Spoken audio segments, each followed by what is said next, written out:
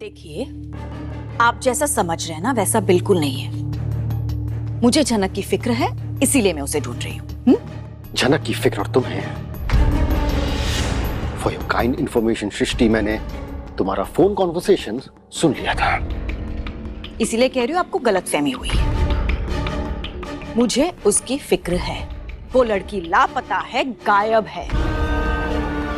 अगर मुझे पता होता ना कि वो कहाँ है तो कोई प्रॉब्लम नहीं थी विनायक। पर आखिर सृष्टि की इस बात में कितना है दम, उसे और फिक्र वो भी झनक की, ये एक भ्रम है। जब तक मुझे पता नहीं चलता कि वो लड़की कहाँ है और क्या कर रही है, तब तक मुझे अर्शी की चिंता होगी। अब समझ में आ रहा है आपको?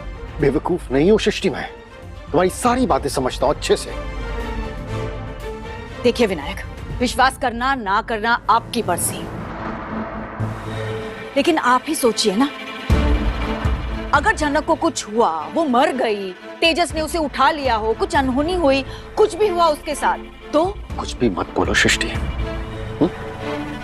मैं सिर्फ अपनी चिंता एक्सप्रेस कर रही हूँ। मैं चाहती नहीं हूँ कि उसके साथ ऐसा हो। पर मुझे तो लगता है कि तुम चाहती यही हो कि उसके साथ कुछ ऐसा ही हो, क्योंकि पिछली बार तुमने तेजस को सामने से कॉल करके कहा था कि झनक आने वाली है। और हो ना हो, पर चर्चा तो सिर्फ झनक की ही होती है सभी जगह। होंगी हो तुम सृष्टि, और तुम्हारी जबान से निकली हर बात झूठी होती है। उस बार मेरी मजबूरी थी। तेजस ने भाई साहब को धमकी दी थी विनायक, क्या करती मैं? अपने परिवार को बचाती या फिर उस झनक को बचाती? झनक भी तुम्हारा ही परिवार है सृष्टि, तुम्हारा अपना खून है ना? इसीलिए उसकी फिक्र है। फिक्र और झनक की तुम्हें? हाँ, आप ही ने तो कहा ना कि मेरा खून है, इसलिए मुझे उसकी फिक्र है और इसीलिए उसे ढूंढ रही हूँ। ताकि तुम्हें एक मौका और मिल जाए उसे तबाह करने के लिए। तबाह? विनायक, मैं उसे तबाह क्यों करूंगी? आप जरा सोचिए, अगर मैंने उसके साथ कुछ किया, उसे अगर कुछ हुआ तो किसे प्रॉब्लम होगी? प्रॉब्लम में कौन आएगा, कौन फंसेगा? हमारी बेटी। तो इसलिए मैं जो भी कर रही हूँ ना, हमारी बेटी के लिए कर रही हूँ। और ये बात कहकर तो सृष्टि अपनी सारी हदें पार कर देती है और विनायक हैरान है। इतना भी कैसा कोई गिर सकता है और अपना ही परिवार को तबाह कर सकता है? आप ही सोचिए, पुलिस वो फाइल फिर से खोलेगी, वो वीडियो फिर से सबको दिखाएगी, वो वीडियो सब देख लेंगे, फिर क्या होगा? मेरी बेटी, मेरा दामाद, मेरा करियर, सब कुछ खत्म हो जाएगा। मैं जानता हूँ कि तुम अच्छी तरह जानती हो कि ऐसा कुछ भी नहीं होगा सृष्टि। विनायक, होनी और अनहोनी में बस एक पल का अंतर होता है। जानता हूँ, लेकिन फिर भी कुछ नहीं होगा। और अब सृष्टि का पारा हाई हो रहा है। विनायक क्यों नहीं समझते? और झनक के साथ तो बिल्कुल भी नहीं, क्योंकि वो बहुत जिम्मेदार लड़की है। वो जानती है कि उसे जिंदगी में आगे बढ़ने के लिए यहाँ से निकलना होगा, इसलिए वो यहाँ से चली गई। आप झनक के बारे में बहुत कुछ जानते हैं। हाँ, इतना तो कह सकता हूँ कि तुमसे ज्यादा जानता हूँ। तो ये भी जानते होंगे कि वो कहाँ है।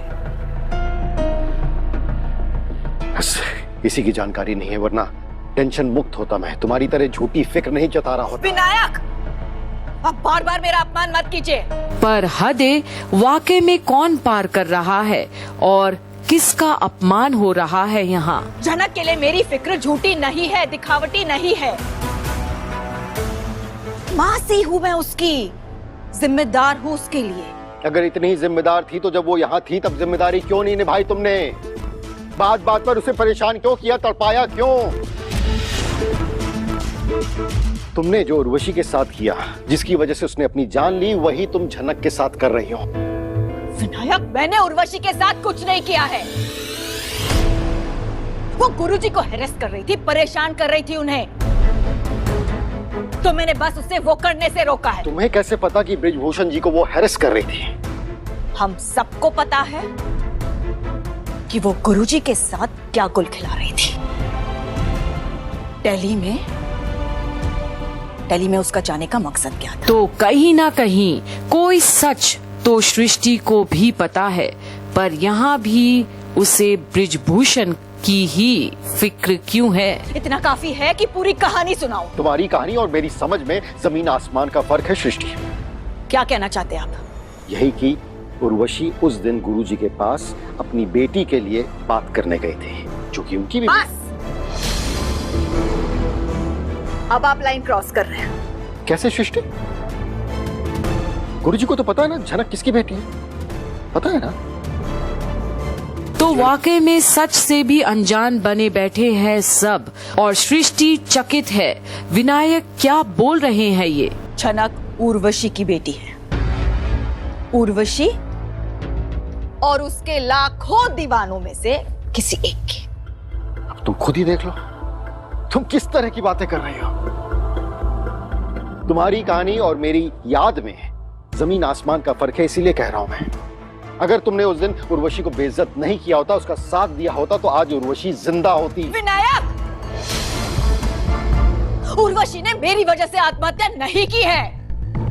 पुलिस इन्वेस्टिगेट करती ना तो साबित हो जाता। तो मैंने पुलिस को इन्वेस्टिगेशन करने से रोका नहीं था, वो उनकी मर्जी थी, उन्हें वो जरूरी नहीं लगा। और सृष्टि और विनायक आपस में लड़े ही जा रहे हैं, पर सच क्या है आखिर झनक के पिता का?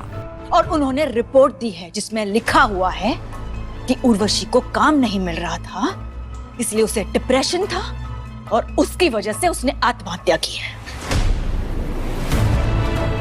तो पैसों का लिहाज नहीं अपनी बहन के लिए और उसकी बेटी की फिक्र करने चली हो तुम। विनायक! पर अब विनायक से और बर्दाश्त नहीं होता। झनक और उसकी माँ की इस कदर गलत बातें हुए सुन और वो चले जाता है। पर सृष्टि, उस झनक की फिक्र तो मुझे है विनायक, क्योंकि मैं नहीं चाहती कि वो मुझसे या फिर मेरी बेटी से आगे निकल जाए। जैसे उसकी माँ को अपनी उंगली के नीचे दबा के रखा था ना, बस इसका भी वही हाल करूंगी।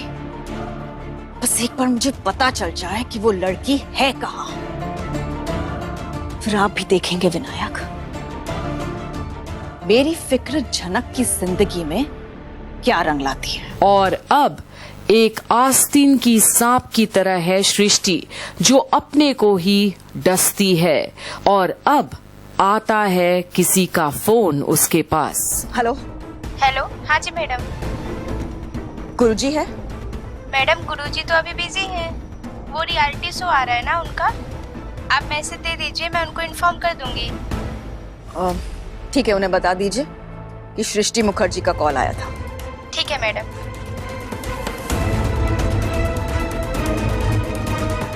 अब वक्त आ गया है झनक को अपनी औकात दिखाने का।